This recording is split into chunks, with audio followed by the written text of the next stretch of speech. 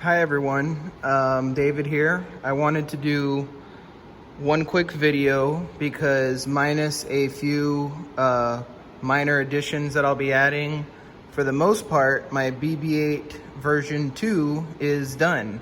So before I put him back in the ball to drive around and enjoy, I thought I would go over everything regarding the drive and kind of how things finalized.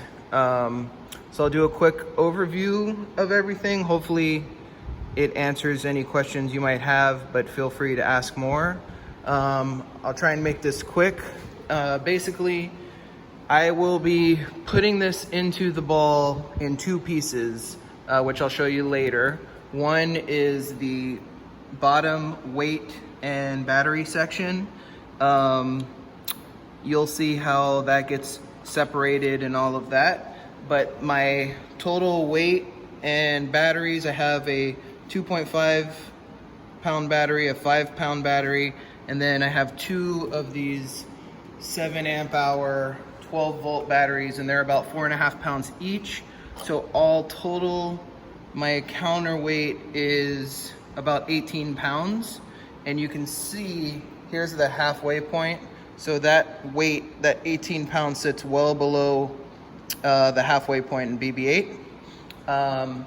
All together, what you see right here all together weighs about 26 pounds. So the top drive portion is about 6 pounds, and then I have about 18 pounds of counterweight. So the counterweight will go in the sphere first, then the drive gets put in, and there's I think a 1/2 inch bolt that comes through, and then a nut gets put on, and that's what joins the two together. So like I said, I have two 12 volt batteries. They're run together. So I have 12 volts at 14 amp hours. And you'll have to excuse some of my wiring. I've tried to clean up a lot of it and add better soldered connections, but before I knew how to do all that, I have some really bad connectors. I already know these are the terrible connectors to use, and I have things like wire nuts and stuff. So I'm gonna clean all that up with some better connectors and better wiring, but just for the sake of showing what's going on, the power runs from the 12 volts to this remote switch.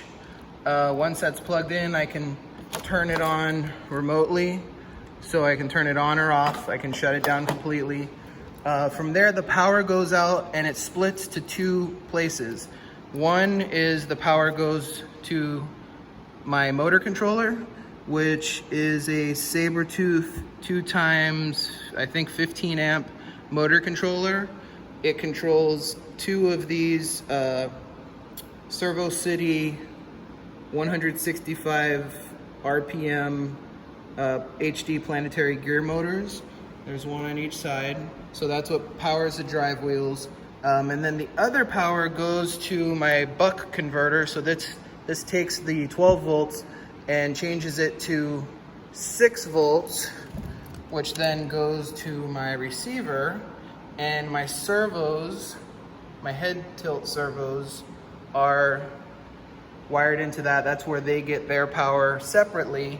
And these are super high torque servos. At 7.2 volts, they run about 650 kilograms per centimeter, I wanna say. Running at 6 volts, it's more like 500 kilograms per centimeter. So they have a ton of power. Both of those servos work in coordination to move the head mount. To go forward, they both move forward, and you'll see a little bit more of that. And then also wired into my servos and my receiver is this guy. This is a airplane gyro, and it's set in V-wing formation so that my servos, because of how they work in V-tail mode. And that's how I get a little bit of stabilization with a hamster drive. Now, I could go further and do coating and stabilize the wheels for front and back motion. I think that would help a lot. That's not the route I'm gonna go, but I'll quickly show you, the drive in action if you give me 1 second. Okay, so first, let me plug the power in. All right, turn my receiver on.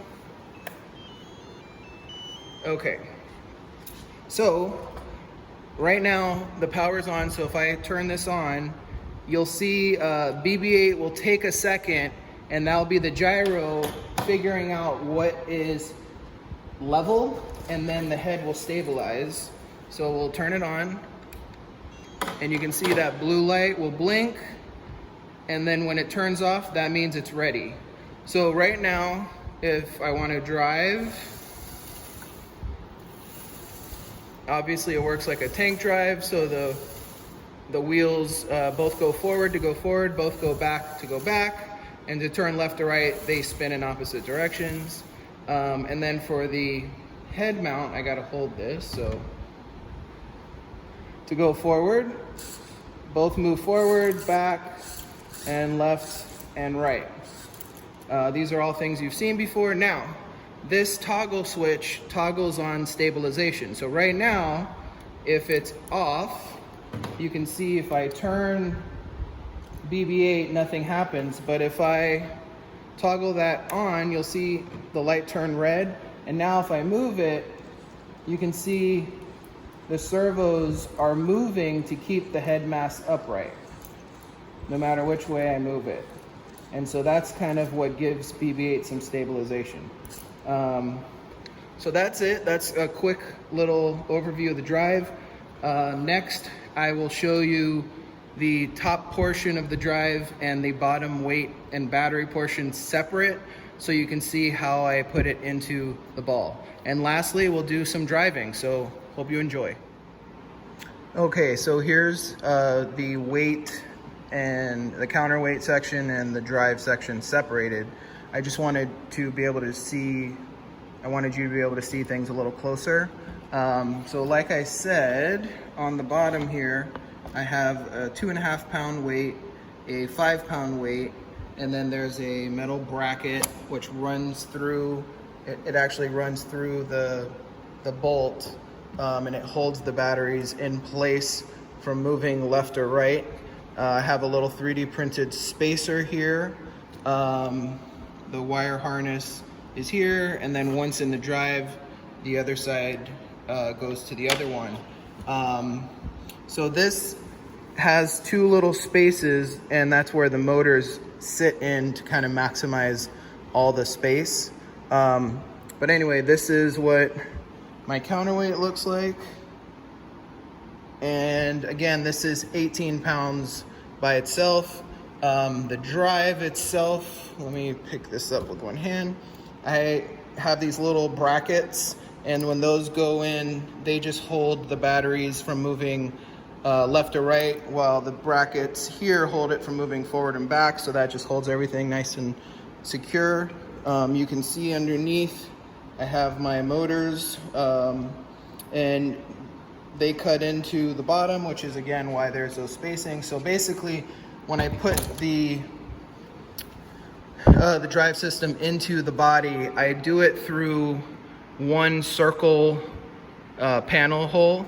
So I put the weights in first, and I let them sit on the bottom, and then I will work this in, and you'll see I kind of have to fold it and Tetris it to be able to get in fully put together. I used to take it apart and kind of do more of a ship in the bottle, but putting stuff together while it's in the sphere is a lot harder. So I was able to separate it to these main two components. They both fit in the hole. This one goes right in with this bolt sticking up, and then I can get the drive in, and it slides right on top. Let me see if I can do this with one hand. Right in like that, and then I just need to put one nut on there, and then it's connected. So next up, I will get it in the ball and we can do some final drive tests. All right, I'm gonna talk about how I put the drive in the sphere. First off, I'm using the Cavallo Hybrid TM sphere. It is the only current 3D printed sphere that's compatible with a hamster drive. So I've taken off this circle panel, and then I have this triangle panel off, which has a hatch door. All of the rest of my panels are already on the ball, and that's just to give the entire sphere a little more strength. You can see I've put my weight and batteries in already. They are propped up on a roll of painter's tape, just so I can have them higher up, so that when I screw the bolt in, I know that this is pushed up as high as it can be before the wheels touch the sphere. So next up, I'm gonna put the camera down and try and put the sphere in, which again, I said is a little bit like a Tetris thing, because to put it in fully together, it doesn't fit quite, so I have to kind of use this hole and leverage things in. So let me go ahead and mount the camera, and I'll do that now. Now I'm ready to put the drive in the sphere. The battery and weights are inside. I've moved the head tilt arm all the way to the front. And what I'll do is first I will get this stabilization arm and one wheel in. And once that in, I can stick this out of here and give myself just enough room to get this other drive wheel in. Just like that. Once that's in, you can tilt the arm so that those servos aren't pointing out.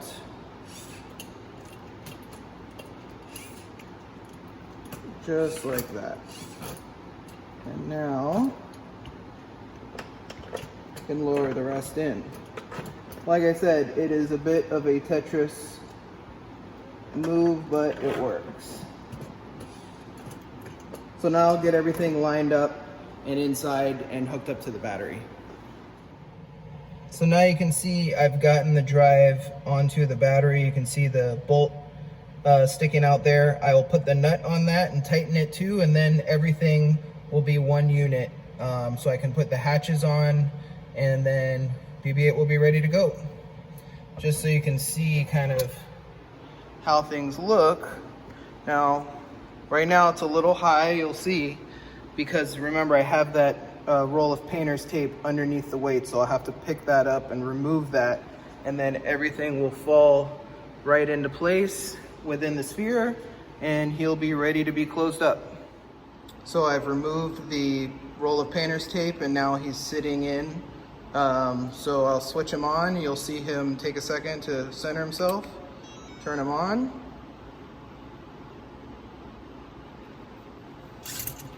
Now the stick is centered. And so now you can see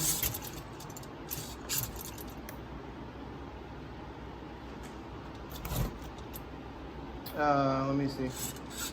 You can see what my clearance is. It's very close to the edge. So that's it. He's all in. I'll put the shells back on, and then we'll get him rolling.